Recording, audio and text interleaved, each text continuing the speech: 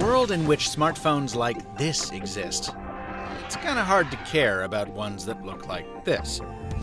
But while the Samsung Galaxy Fold looks to reinvent the smartphone for tomorrow, the Galaxy S10 Plus looks to perfect it for today.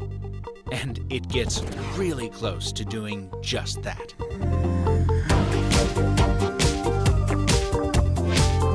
I've spent 2 weeks on 2 continents with the Galaxy S10 Plus, the most capable of the 3 main Samsung flagships this year. This is not the phone most folks will buy.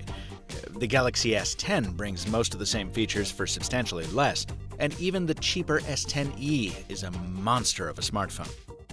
The S10 Plus is where Samsung gets to flex a little, with a bigger display and more storage and RAM options, plus an optional ceramic finish. The most useful Plus feature by far is the big battery.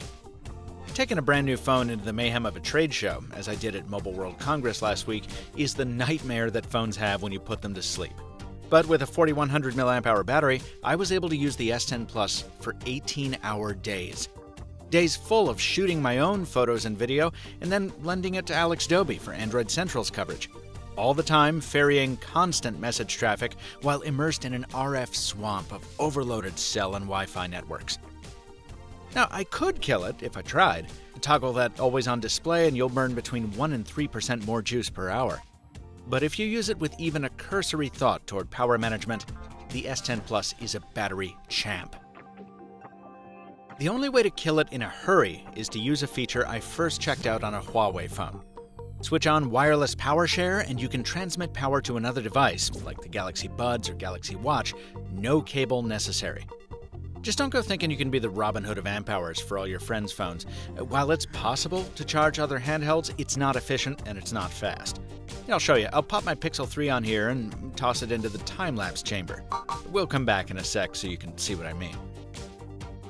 I'm jonesing to get to the camera, folks, but we need to touch on what's on screen first. While Samsung phones usually sport speedy performance out of the box, they've never felt this smooth before. The combination of responsive interface with the screen coating that I swear is slicker than usual means that overused expression of buttery smooth applies more than ever here. The 6.4-inch display those graphics are riding on is once again being called the best you can find on a smartphone. Where it improves over the Galaxy Note 9 is in max brightness, this year peaking at 1200 nits. And honestly, even the Note 9 was brighter than most folks will ever need outside the desert. It's also HDR Plus certified, and it hides a 3D sonic fingerprint reader beneath it, which, while not as fast or accurate as a capacitive sensor, seems to work better than optical scanners. In short, for other smartphones that try to live up to this screen, it's... Well, tell him, Oscar from Armageddon. Okay, so the scariest environment imaginable. Thanks. That's all you gotta say. Scariest environment imaginable. That sound is coming courtesy of Samsung's typical half-front, half-side dual-speaker arrangement. For phone calls, this is a wonderful system. Callers are plenty loud, and in speakerphone mode, sound comes from both earpiece and speaker ports, which I think is a first, and even if it's not, it's exceptionally rare. As for media playback, well, it's loud and clear enough, but I still really don't like side-firing speakers at all. I wish Samsung would give us true front-firing speakers, like the Pixel 3 does. Oh, and speaking of the Pixel, that's our time travel timer trilling away, so let's see what 30 minutes of wireless power share gave us. Okay, the Pixel that started at 10% is now at 22%, while the Galaxy that started at 80% is down to 60%.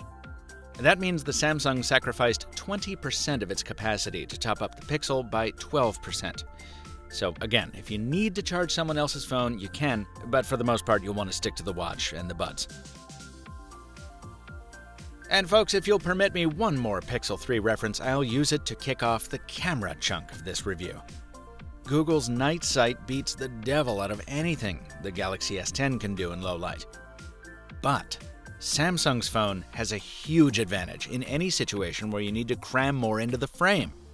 I've been praising wide-angle phone cameras since LG made them a fixture about 3 years ago, but too often, LG and later arrivals like Huawei made you sacrifice quality for that wide-angle shot.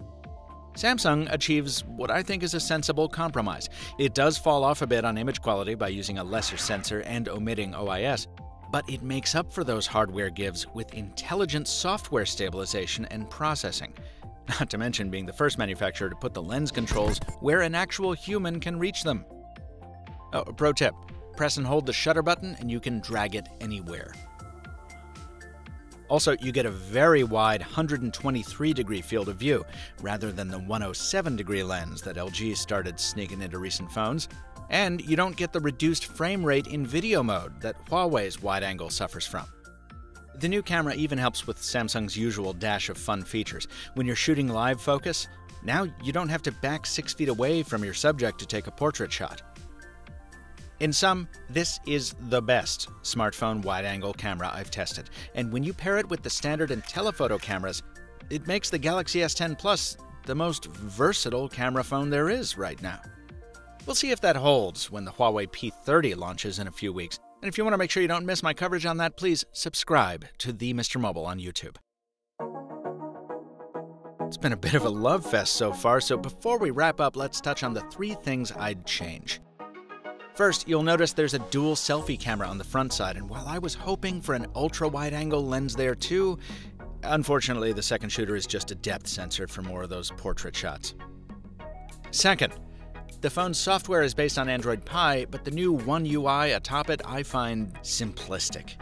To me, it looks like it was designed for folks whose next phone might be a jitterbug. Thankfully, you can magic it away with the built-in theming tools or a custom launcher. And third, the much-badgered Bixby. Some of you think we reviewers beat up on Bixby too much, so let me tell you, the first thing Samsung's not very useful assistant did when I took this phone out of the box was to tell me that a flight that wasn't scheduled until the next day was in fact taking off in 19 minutes. Back when the Galaxy Note 9 launched, I think it got me lost somewhere in Brooklyn looking for a coffee shop, so you can understand why some of us want to remap the Bixby button to the infinitely better Google Assistant, like many other manufacturers allow you to do. While Samsung has given an inch, it's not yet allowed us to take the full mile. While you can now reprogram the Bixby button to another app, and that other app can be almost anything you like, it can't be Google Assistant. Let's hit that conclusion. I'm not even going to bother with a rhetorical setup. Yes, the Galaxy S10 Plus is worth the money.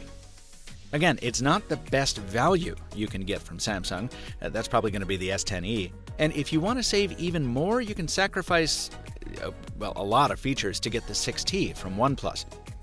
But if your finances or your carrier plan mean a $1,000 smartphone is something you're open to, I can't think of a better balanced one than this.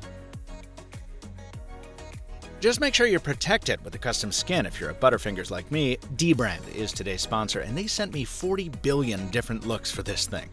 The newer Matrix and newest Swarm finishes caught my eye, but for the S10 Plus, I'm partial to concrete. Get 20% off through Friday, March 8th with no coupon necessary. Hit them up at the link in my description. And thanks to Dbrand for sponsoring. Folks, I padded out this review with some clips from Alex Doby and Hayato Huseman's excellent cinematography, building that Android Central Galaxy S10 review. Be sure and check it out at AndroidCentral.com. And I'd like to cover one more from the S10 family before too long. Let me know in the comments whether you're interested in the S10 or the more affordable and more colorful S10e. Until next time, thanks for watching, and stay mobile, my friends.